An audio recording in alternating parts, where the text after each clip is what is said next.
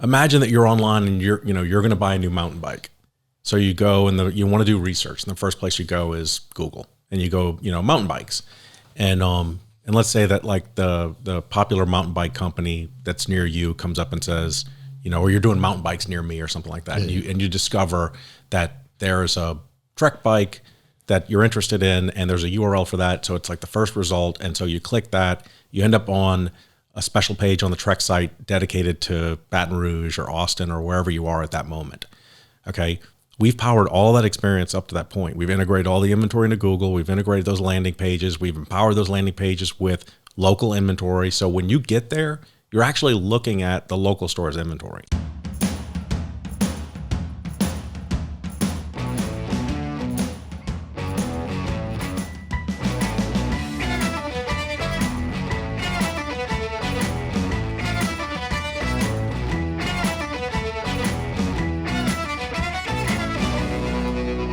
We would like to thank our title sponsor, B1 Bank. B1 Bank knows that entrepreneurs like you are always thinking one step ahead. So you need banking solutions that can keep up.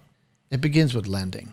Does your business need working capital or financing for new equipment? How about a real estate or a construction loan?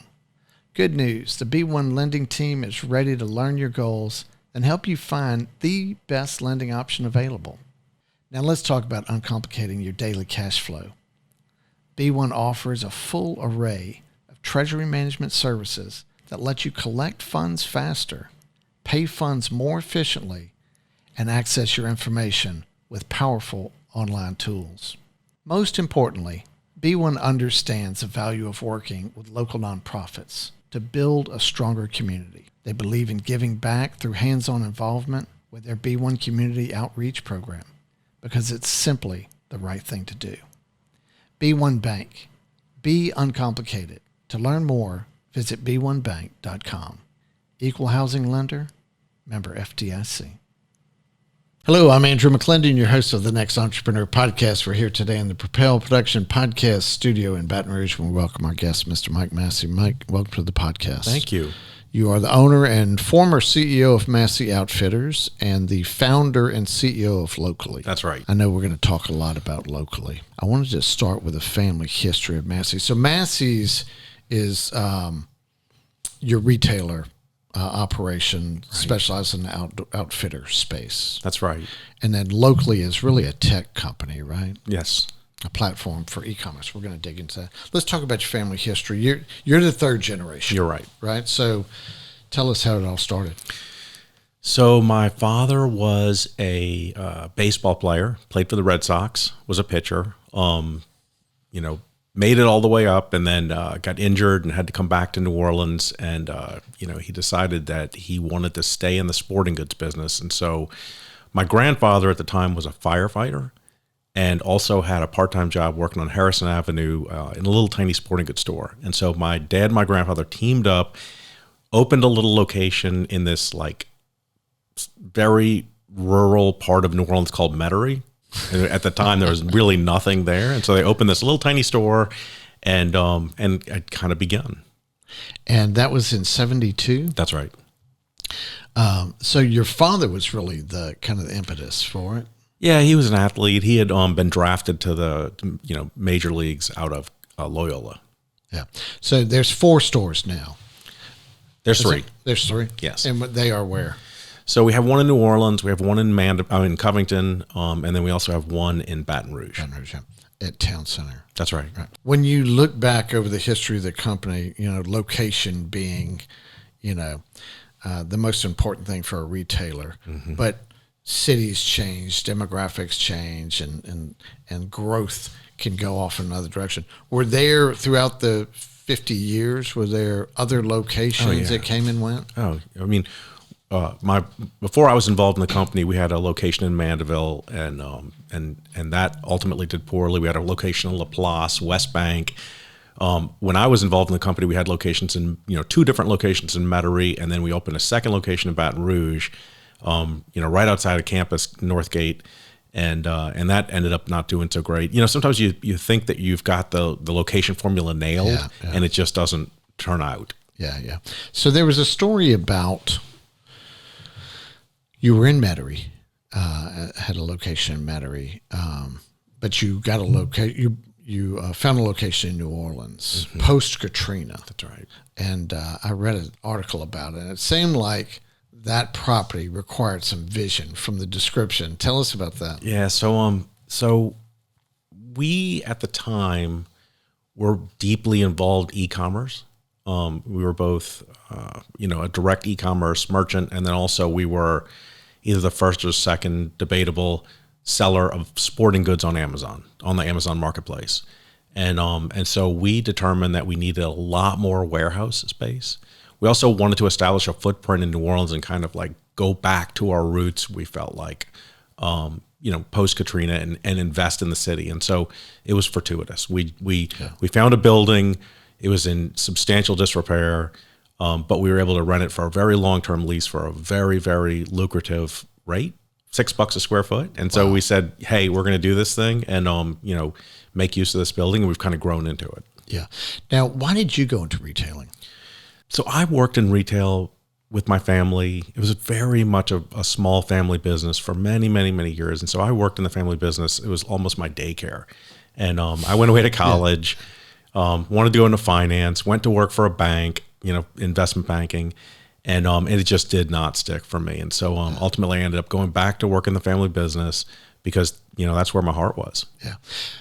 But you had siblings, right? Mm-hmm. With you as well. That's right. But you ultimately became the CEO of Massey. Yeah. So my father passed away in 2001 and, I was basically thrust into that position. Awesome. And my sister's a veterinarian and had no interest, but I do work with my brother-in-law and he is now the president of Massey's. Okay. You just talked about e-commerce, but there's this thing that happened in the world of retail, certainly, relating to how technology came in, e-commerce in particular. And it's really interesting when you kind of look back how things used to be and how they've transitioned through a couple of different iterations. But it used to be people would go to the retail store to do their research, right? That's right. If they were going to buy a backpack, they went to the Massey's Outfitters and would learn from the salesperson. That's exactly right. So walk us through how that changed over time, because it seems like it took a couple of different steps. From my perspective, what's really changed is kind of the always-on economy, the 24 hours, 7 days a week, access to information, good information coming out of brands, coming out of great e-commerce retailers. That's the most disrupted part of retail. The most disruptive part is let me learn about this particular product immediately. And so looking at that back in, the late 2000s, early 2010s, I realized that the piece that was missing from that equation was, hey, how do I connect this always on product research to where to buy the product? And back then it was called a variety of things. They called it mostly web rooming. So showrooming is when somebody, goes into a store, looks at a product, and then goes and buys it online. And web rooming is when somebody shops online and then ultimately goes to a local store. And so that's what everybody called it back then. E-commerce guys were all complaining that, the backcountry.com of the world, they're all complaining that, hey, people are using our information to go into local stores and make their purchase. And so that was the particular part of retail that we were really, really focused on, and I was the director of a trade association at that particular time, spanning a bunch of heirloom outdoor stores all over the United States. And together we looked up and said, hey, what if somebody could combine 24-hour product research with where to buy this product nearby? And that's how locally kind of began. Yeah. I can remember when people were going in the stores and looking, bookstore, whatever, see a book that they like, and then they would go buy it online. And it seemed like there was the tax save. Yes. Right? And so early on, or for a long time, no taxes were collected. That's right. So there was an instant save there. But then that started to catch up, and states ultimately had to collect those taxes as well, right? Yeah, so I actually came up here multiple times and sat at table with Walmart to argue to the legislature that it's unfair to penalize local retail when you're letting, online retail basically have a subsidy of no taxes. And taxes in Louisiana are high, so it was substantial. It was damaging local retail. And, as soon as it became viable that taxes could be collected, well, then things have kind of changed. Yeah. Okay. So, but at that time, people are walking into your stores and walking out, not making a purchase, and maybe purchasing something online. And then that's when you started to talk to your trade association people and say, hey, we got to do something here. So what did those steps look like? I mean, how do you unravel that? How do you even begin to get to a point where you can do something about it? Well, so I started the idea for how that would work after spending like 8 years selling products on Amazon. I knew how to connect point of sale systems and inventory systems to online marketplaces, and that's really where I started. People are now buying goods from you that you're shipping to them. That's right. Early on. Yes. And that's why the New Orleans store, that location you talked about, was so important, because it had the warehouse space to deal with that. Yes. Okay, so you began to understand how e-commerce was working, or how it worked, but there's still a disconnect, right, on where people could find things locally. Like people didn't have, there was no inventory information data available to know if someone could buy something nearby for you. There was nobody doing something like that, but there were models where physical locations were being wrapped up into like an online experience. And an example is OpenTable or maybe Yelp, where, you could do investigation about where to go to a restaurant or to book a reservation. There's nothing like that for retail. And that's what we set out to build. In setting out to build that, you had to have some understanding of how you could monetize that, right? I think that like was less of our vision and more of a trying to solve the problem for retail, because everybody who invested in the company at the beginning was investing in supporting local retail. So it was, and I can remember that about the name locally when it first came to my recognition. It was just that. That's right. But it's grown to so much more, right? It has. You started working with this idea through your trade association, but you ended up with two partners. Right. Right. And how did that come about? So for a few years before the current iteration, I spent time interviewing technology firms that I felt could support the vision for aggregating thousands of inventories from local stores. I mean, everybody hit the same snag you did, which was my vision was to support local retail. Their vision was, how is this actually going to make money? Right. And so a lot of it bounced off, but then it just was coincidentally, the founder of Dirty Coast in New Orleans walked in, who is also partners in a tech firm, and pitched me on this idea of like, hey, I've got this thing called NOLA.me that's going to tell people where local drink specials are. And I was like, well, wait, light bulb went off. And I said, can you do this? And he's like, oh, I can totally do that. And then we became partners. And a year later, we launched our beta product. And you have a third partner? At this point, we have about 25 investors. So I have other partners. You're taking money from investors, right? And the initial concept was, let's just help local retailers. But at some point, once you teamed up with Blake, who is the Dirty Coast guy who had that technology play there, at what point did you say, okay, now walk us through how the development of that technology started to take off, and where you then had to address the monetization of that. That's right. Okay. So when we first launched the platform, we went to a variety of brands who were also interested in solving this problem for local retail.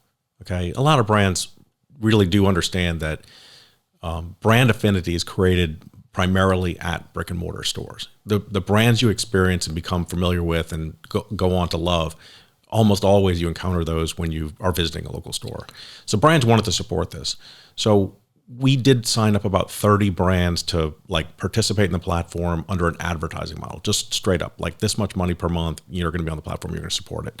What happened though is that over a couple of years, it became really clear that our biggest benefit was providing brands and retailers with tools, so that like it wasn't just theoretical. It wasn't just like putting a billboard out there that says, hey, this is where you buy our products. It was actually tools that support the experience of shopping online, going to a local store where the product's waiting for you at the counter. And so everything we've built up to this point became monetized. But at the beginning, what you're asking, the fit was rather loose. We didn't really exactly have a perfect market fit, but over the 8 or 9 or 10 years of time that we've been building this thing, it became clearer and clearer, like, what people wanted from us.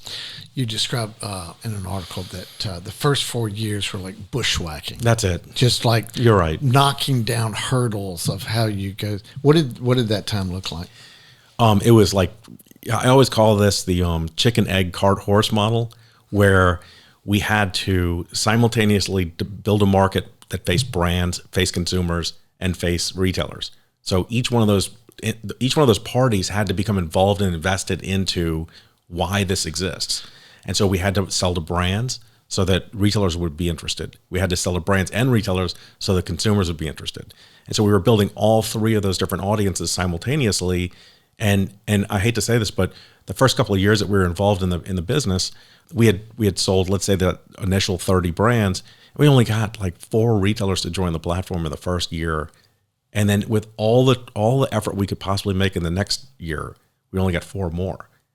And we had a dozen retailers who were investors in the company. So we only had 8 retailers on our platform at the end of the second year. So it was really a struggle to like, hey, justify this to the brands who are paying us under an advertising model.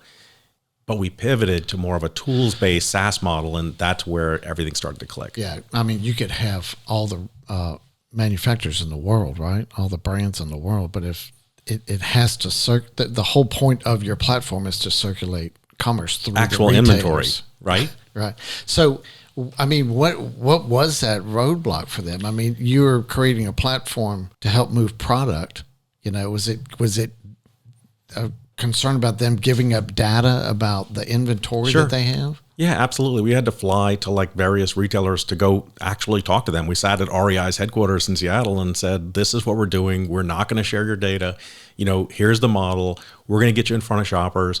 We did the same with Dick's. We did the same with Ace. We did the same with every mom and pop up and down the coast. And now we're doing it all over the world. We've got, retailers in Australia, New Zealand, Japan, South Korea. We've got retailers everywhere, and it's always the same conversation. Every day we're having the same conversation. We know it. Let's talk about the 3 parts. So, the brands, the retailers, and the consumers. And you're the platform that brings these all together. That's right. But you do different things for each of those parties. The technology that locally provides for each of those parties is different. Can you give us an understanding of the technology and how it impacts each of those 3?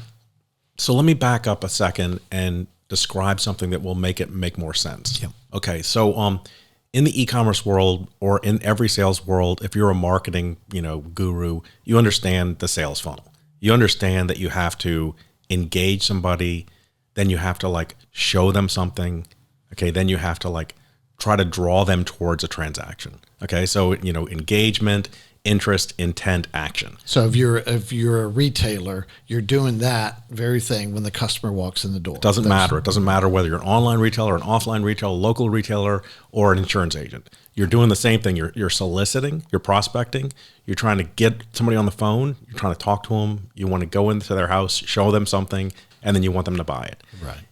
So for us, it's always been about like targeting that sales funnel and understanding where a consumer is in their journey and trying to bring them from an engagement, very loose engagement, which we spread as far as we can. We power store locators, natural search, Google integration. We power all these different kind of things. And what we're trying to do with that shopper is move them from the experience of, just a blended, hey, whatever experience we deal with all day long, bringing them down the sales funnel towards actual purchase in a store. Right. So all of our tools are designed to like move from one layer to the next. And so what you don't realize is that you've used our technology dozens of times. We power Waffle House. This podcast is sponsored by NAI Ladder & Blum, Louisiana's leading commercial real estate firm, offering expertise in every discipline, including office, industrial, retail, multifamily, and corporate services. Their agents guide you through the real estate process from start to finish, using a host of marketing, prospecting, and analytical technologies. As leading entrepreneurs, your valuable time and resources should align with the most trusted name in commercial real estate, NAI Latter & Blum. Learn how they can work for you at www.ladderbloom.com. Turnkey Solutions is a nationwide cybersecurity and IT systems expert, providing the services that growing businesses need to stay ahead of hackers, hurricanes, and IT nightmares. With 24/7 support teams and offices across Louisiana and Texas, they bring peace of mind to companies of all sizes. Their 5-star rated team provides lightning-fast IT support with the cybersecurity and business continuity solutions today's businesses demand. When you're looking for a technology partner to provide you with peace of mind, find out more by calling them at 225-224-6594 or chat with them online at www.tks.la/NXT. So you've got the near me function. When you look at the technology that locally provides, you've got the near me function. Well, that serves the retailer and the consumer really well. Right? That's it. But walk us through some of the other plugins, if you will, of your platform, the services that you offer and how they impact the other. So let's kind of frame it as like a normal consumer journey. So imagine that you're online and you're going to buy a new mountain bike. So you go and you want to do research. And the first place you go is Google, and you go, mountain bikes. And let's say that like the popular mountain bike company that's near you comes up and says, or you're doing mountain bikes near me or something like that. Yeah. And you discover that there's a Trek bike that you're interested in, and there's a URL for that. So it's like the first result. And so you click that, you end up on a special page on the Trek site dedicated to Baton Rouge or Austin or wherever you are at that moment. Okay. We've powered all that experience up to that point. We've integrated all the inventory into Google. We've integrated those landing pages. We've empowered those landing pages with local inventory. So when you get there, you're actually looking at the local store's inventory.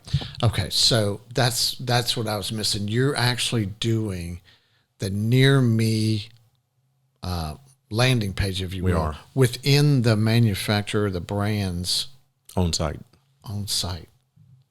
How in the world did you do that? That's crazy. Yeah. So that's, that's a huge trust thing. You have to prove yourself and to the brands, but you're kind of taking. I think of the manufacturers as being extremely protective. Of course. Right? And wouldn't let anybody in. But you've been able to create this product to help them run sales, and therefore that's where the trust comes in. But it seems seamless because as you've walked through that example, I'm going, I bought a Specialized bike not long ago, and that's exactly what happened. And we power Specialized. Yeah.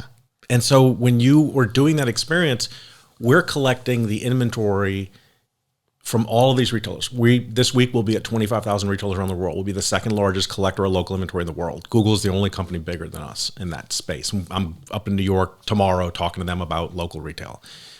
And those retailers over 10 years have grown to trust us because we've built trust with them, and the manufacturers that they work with, they trust us. And so I talked a little while ago, the chicken, egg, cart, horse. We go to a bike brand like Trek, for instance, and we present them with an array of tools that they can use to optimize for the consumer near me shopping experience. That's what we've built. And then they deploy our tools. We engage millions of shoppers with them. We engage thousands to tens of thousands different bike shops around the world, but then those bike shops sell other brands. And so we then work with those shops on the other brands that would be an opportunity for them, let's say roof racks. And so we go then talk to Yakima. We say, okay, well, we can provide this experience.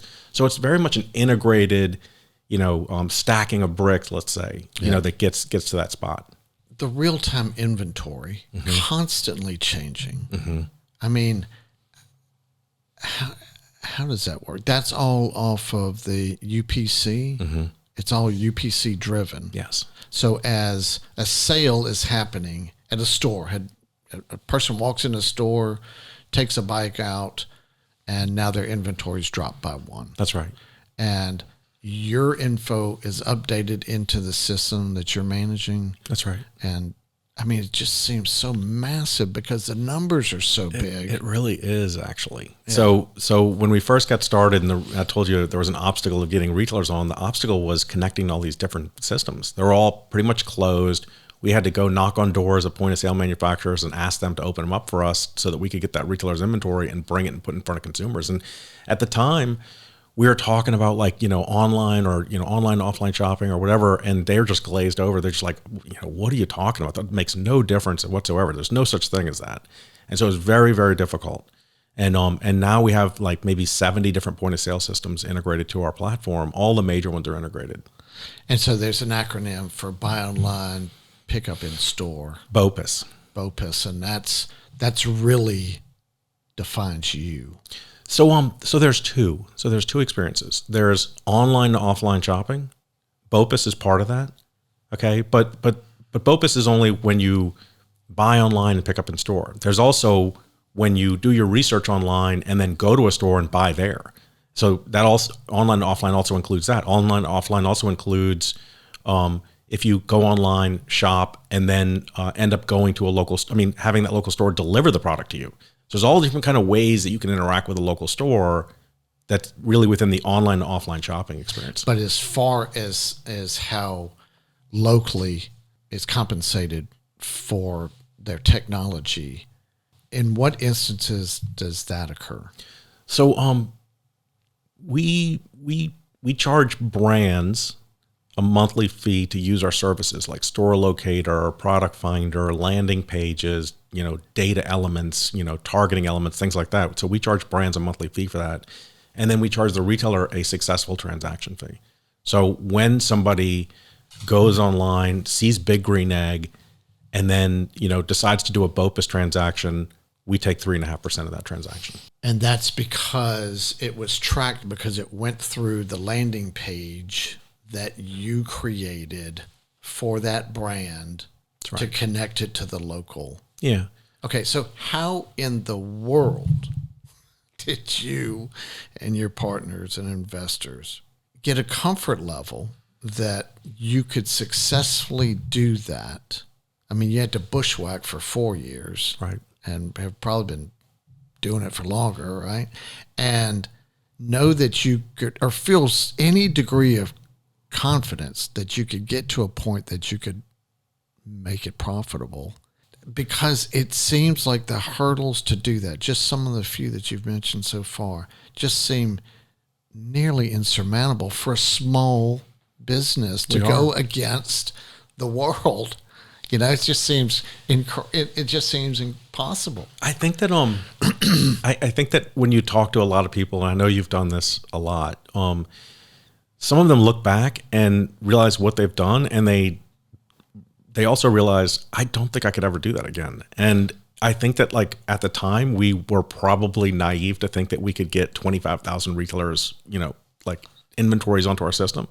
We were really, really happy when we got 1,000.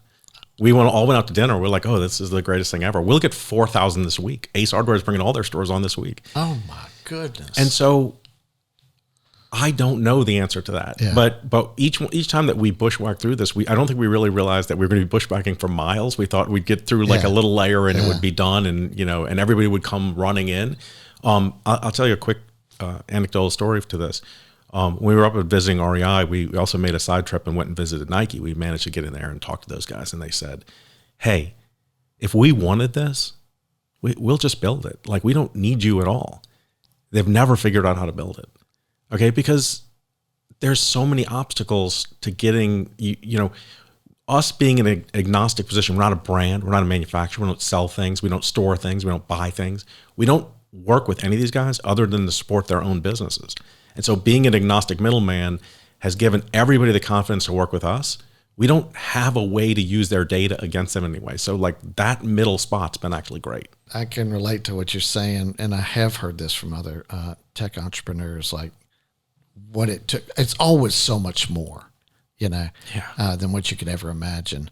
And to look back and go, yeah, how did we get there? But it's I sense that as you continue to bushwhack and get further and further, it just opens up more ideas and more potential. What if we did this? What if we did that? I imagine that was just like, but ultimately you could do that, but still not earn. At some point you got to say, look, our investors are looking at us now. We got to make this happen. So we did actually get to a spot. We like to talk about locally in iterations. So our first iteration that I described was our, like basic, proof of concept model, first investors. We got to that one, level 1, done. We were connecting inventory to shoppers, to brands, et cetera. Level 2 is when we launched transactions. We actually did that for like 3 years. And last year we more than broke even. We did great. Okay. But then this last year, we decided to move to like what we call level 3, which is that our system can be like broken up and used by anybody. They call that headless. So like, we're talking to Adidas right now. They want to have their own experience for this. And so we'll provide them with tools to create a fully white labeled Adidas shopping experience that uses local inventory for the shopper. And you want to do that.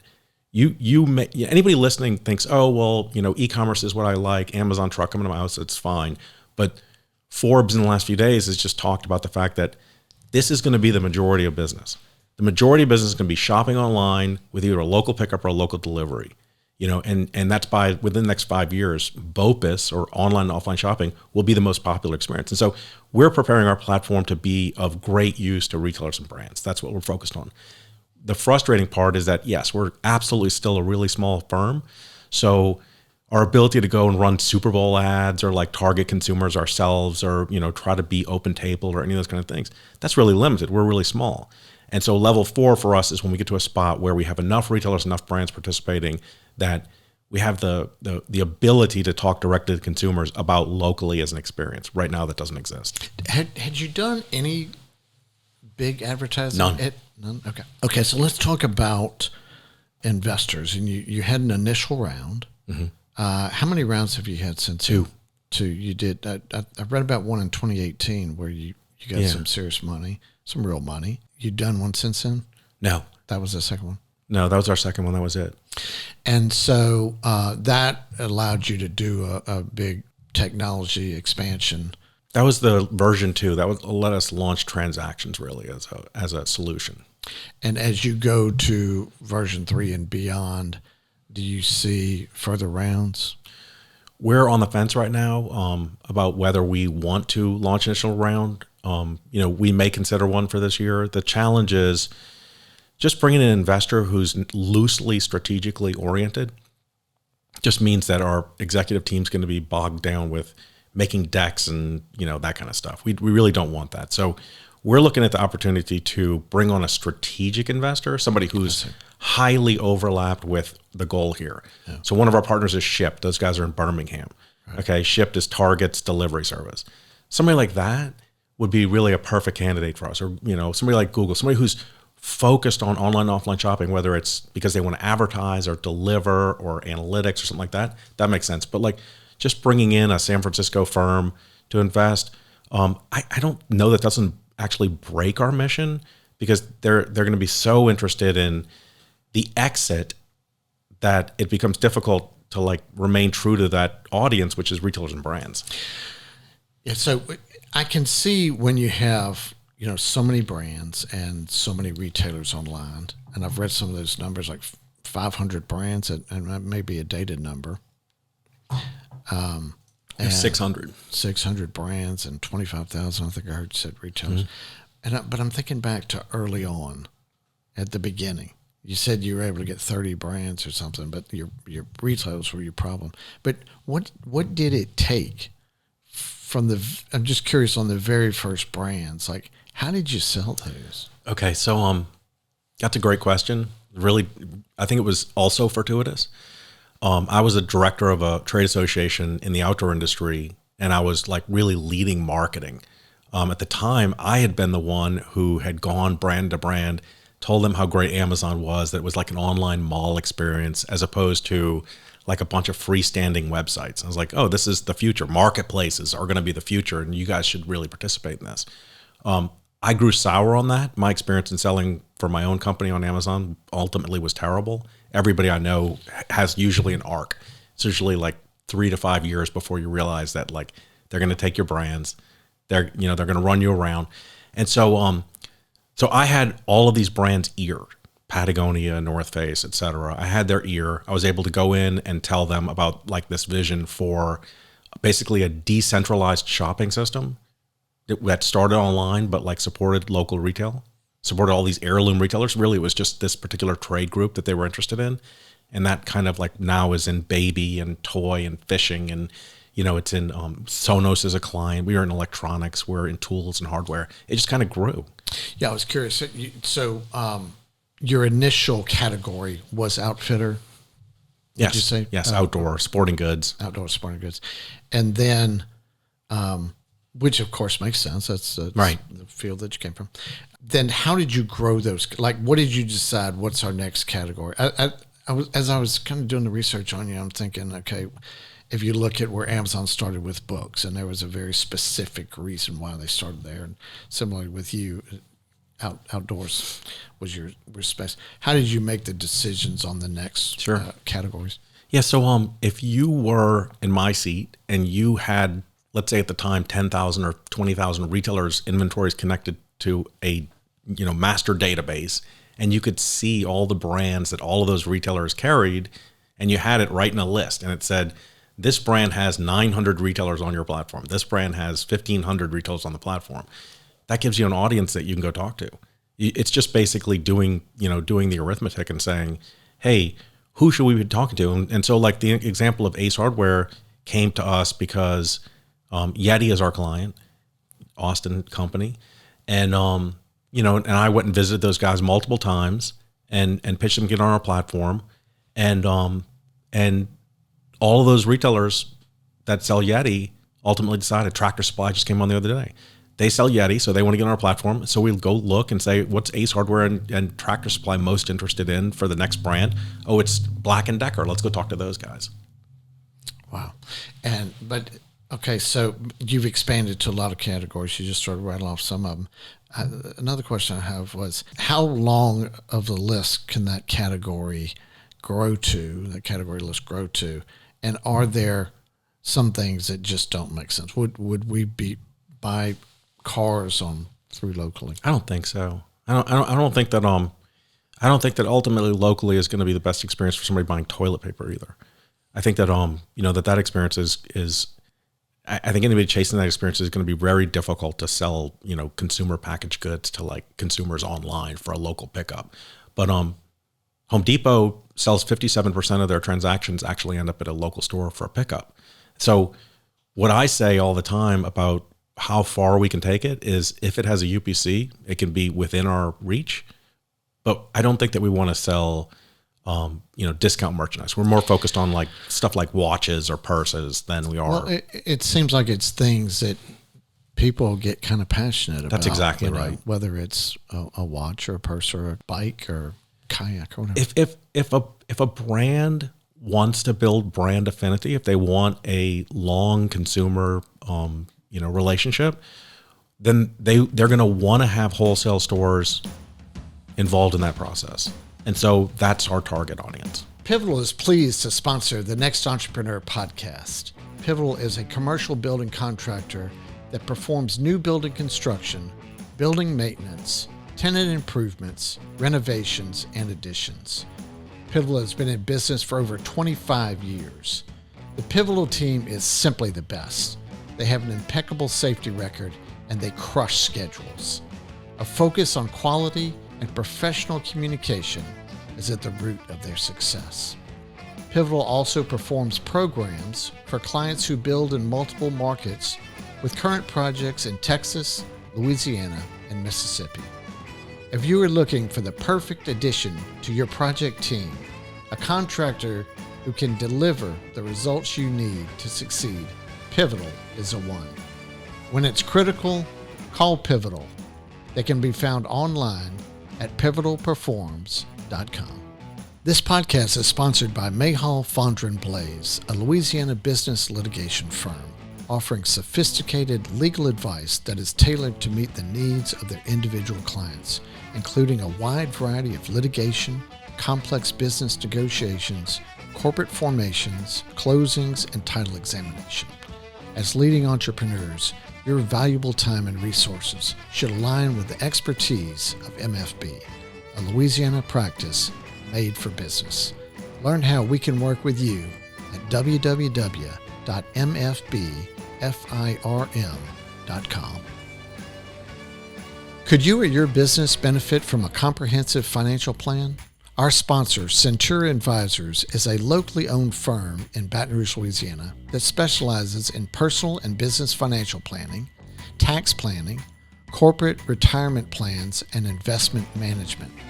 We provide an all-in-one wealth management service so busy business owners like you can take back your valuable time. Visit www.centura-advisors.com to learn more. Centura Advisors, it's time to plan your future. Back at the beginning when you started, you had to choose a name. Mm-hmm. You came up with locally.com, but you had to pay for it. Help us understand how important a decision that was, why you paid as much as you did for locally, and what was the importance of that? So we actually started as localgear.com, which was our wives all agreed that was an absolutely terrible name. But at the time we thought that was fine. We were only going to service the sporting goods and outdoor business, and so it just seemed like okay. And we had come up with a few other names, and they were all equally terrible. Locally came from I think our wives just saying this is never going to work, and so we started looking at names that we could use, and locally.com just was available. Yeah. And we had to raise money, from the existing investors, not a ton, but 6 figures worth of money to go buy that name, and it was great because nobody would have cared about a little localgear.com concept. Right. Locally, the Venn diagram of industries just makes more sense under locally than it does. And for consumers, it makes more sense. Yeah, I was just, being a frugal, entrepreneur and trying to, make the most out of the little bit that you have to, when you're starting a business, it struck me like y'all must have felt so strongly about that name because 6 figures when you're starting is a real deal.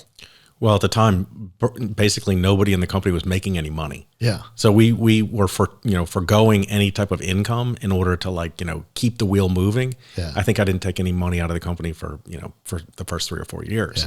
Yeah. So from your understanding of the industry, what do you see as the next trend in retailing as far as e-commerce goes? I mean, is there a big thing coming down the pike here?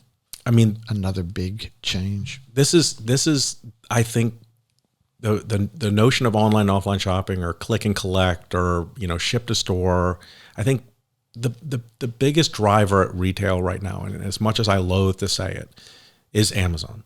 Okay, Amazon is the always on logistics solution that basically covers every aspect of the funnel from initial engagement all the way down to completed transaction. They're great at it, and so everybody in retail was asleep at the wheel and didn't see that coming. I drove by a giant Amazon warehouse on the way here.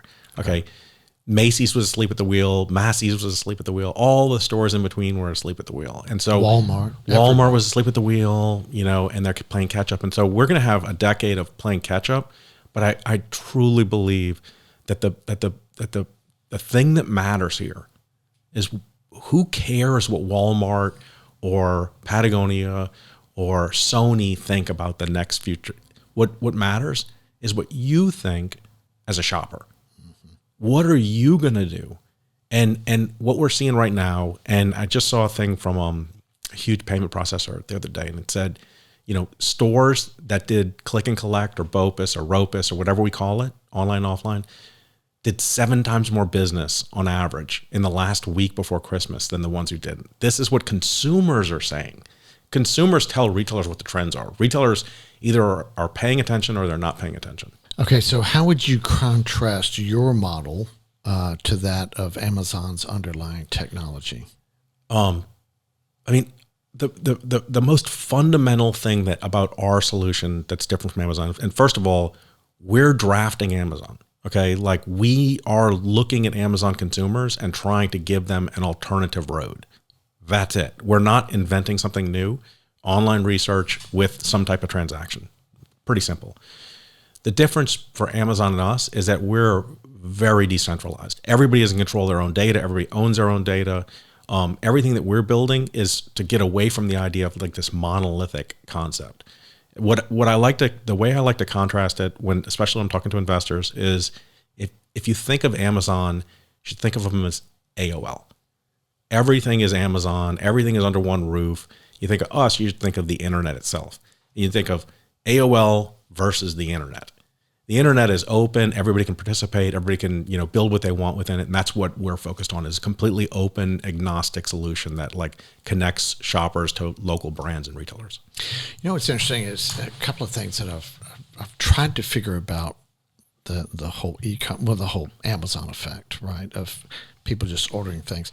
And, the amount of cardboard that ends up in our garages is really amazing, and I've wondered if there's ever been any research done on the environmental side of things. Like, it may be a complete win environmentally, for us to have packages at our door of that delivery person's dropping off, 3 houses on the street. That could be, it's that constant, delivery, but then the cardboard effect and the returns. Yeah. Well, and that's the thing, is like a lot of people now, not to name any names, but my wife will know that I may be speaking about her, but she will order maybe 3 sizes of something, of shoes, and depending on the manufacturer, maybe has a slightly different fit, and then return 2 of them. Right. Or in many cases, keep all 3. But there's a lot of that coming and going, and it just seems like there's parts of that puzzle that I've always been waiting for someone to stand up and say, this model is great for the environment or not, But do you hear any of that? I think there's like this weird blurriness. If you, if you're talking about having things delivered, in 10 days, then there's a good argument, a solid argument that, shipping stuff to people's houses can be actually really environmentally friendly. And I started the company with the environmental aspect as one of the prime drivers of like why we wanted to start this. Really? But here's some other factors. Returns can be up to 50%. Okay. So sending something to somebody and then having it be returned, plus all the cardboard, plus all the shipping, plus all the back and forth to the delivery company, it's not even close. It's like 6 times more use of energy and materials to do a transaction like that. The second piece, and this is a piece I made, an argument that I made to Patagonia at the very beginning, is that I personally feel strongly, and I've like donated money to these causes. I personally feel strongly that what is facilitated from this on-demand ship to my house model is sprawl. Okay. I feel really strongly that like, because people can have anything delivered to any house, like I live in St. Tammany. Okay. It's a bedroom community in New Orleans. People drive back and forth in New Orleans. But if you wanted to be near places to shop, you had to live in New Orleans. But now you can live way north of there and have anything you want to buy shipped to your house. And that type of logistics has facilitated America being further and further spread out, which means that people are driving their cars far more all the time. And so I've made that exact argument to like Patagonia, for instance, having people be able to like, interact with local stores and, that are right down the block, that's critically important to, the overall economic and environmental pictures. Yeah. I had a friend who lived in Alpine, Texas for a number of years, one of the most remote towns in the country. And he told me he'd received 365 packages in 1 year, just the number of days in a year, coincidentally. It's kind of interesting. Sprawl. Yeah. Okay, let's talk about a couple of things on a different light. Curious about your management style. How would you define that? And I think that everybody that I work with would recognize that I am a rope guy. I like to give people a lot of rope and a lot of responsibilities. I like to, measure basically the outcomes rather than micromanage the details. Well, that's strong. I feel strongly that, and if you come to work locally, one of my right-hand men came to us as a sophomore intern. And I mean, he was texting me the whole way up here because he's the one, pioneering the Ace Hardware going live today. And, I think that people who can excel at their job deserve the least amount of management that we can possibly have. And if you can't excel at your job, then you really probably not going to be able to be around. Well, I would say that's probably the strongest leadership skill you could have, that gift of. I think that my job is taking out the trash and forming a culture around a mission and thinking strategically, but not worrying about like how to make everybody do their jobs on it. So I was curious in your culture how it may have changed from when you were just running Massey's to now running a tech company. Any change in the culture there? And do you guys in the tech companies celebrate adventure as much as you would have at the Outfitter show? I think that the thing is that when I first started at Massey's, I had just come out of college and, really believed in like that bureaucratic leadership style of, like this guy's below this guy, this guy's below this guy. Having, I think, business successes, that have enabled people to lead their teams independently and report their outcomes. That didn't really come to me until probably in my 30s. And now I've really fully embraced it to the point where, I'd rather watch somebody fail than try to micromanage them. Yeah. So when you look 5 years out, what vision do you have for locally? Like I said before, we're in what we would call the beginning of phase 3. We're iterating a lot of the pieces that will enable larger firms, Adidas or whoever, to be able to use our platform the way they want, to white label it, etc. Version 4, though, is basically the spot where we launch facing consumers. So we don't in any way talk to consumers right now, but our version 4, we envision something like an app and a marketplace that go hand in hand, and that people will use our system the way they use OpenTable or Airbnb or Expedia to find what they want to buy from a variety of sellers simultaneously near them. Wow. I mean, I can see that. I can see that would make complete sense. It seems like the job that you do is all consuming, yes. Because when you have this endless, runway of creative potential to design things, it's like, how do you turn it off? So how do you do with the life-work balance thing? Probably poorly. Yeah. Although the last year has been wonderful because I brought in, you asked a little while ago about partners, and I brought in a new partner about 2 years ago who had just sold his company, United Healthcare. Just serial entrepreneur. We don't see eye to eye on everything, but we are like wonder twins because we interconnect in a way that is like having the full spectrum of management covered. And so by bringing somebody in who crunches numbers, runs the sales team as president, it's allowed me to focus more on strategic aspects of the business, partnerships, etc. And that's been a great thing for me because the minutia part of the business is not really where my head is. Yeah.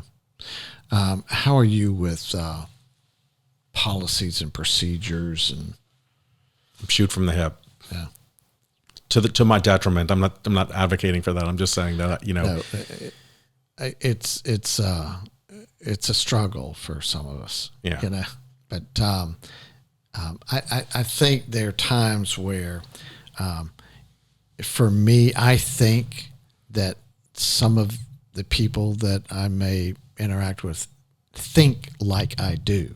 Mm-hmm. And therefore, I don't really need to explain things because we're all on the same page. And then you find out that they don't. They don't, right? And that's the most painful part is that sometimes I find out that there's a circumstance that occurred that is way, way, way outside of what I would consider, okay. Yeah. And I have to go deal with that circumstance. And those are the most painful parts of like that model.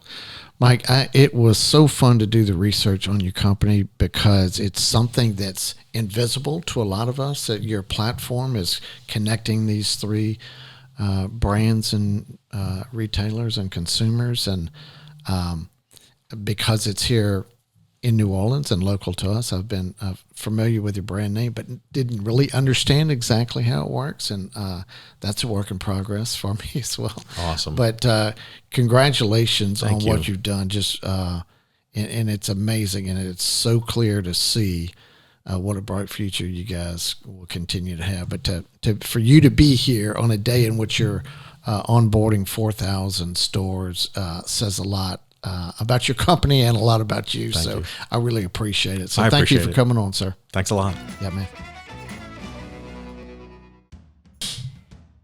I'd never met Mike Massey before, but I did not realize when he came in the studio that I'd be talking to a genius.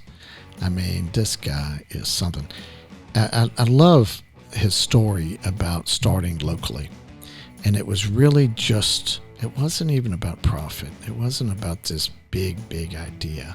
It was just about trying to survive and help people find products locally versus everything being bought online. And then it just grew and it grew and it grew. And when you search for a product today, and I've done this a couple of times in the last few months, looking back now, I understand it was Locally's technology that was at play when I went to go find that item locally or wherever it may be. And as he was describing how his product is used, and you understand how invisible he can be in the process, and then you realize, oh, that was Locally. That's what they were doing. It's a fantastic tool, and I don't know how it doesn't completely just sell itself. And I suspect that the opportunity for them to increase their client base just gets easier and easier with the more people they get on their platform.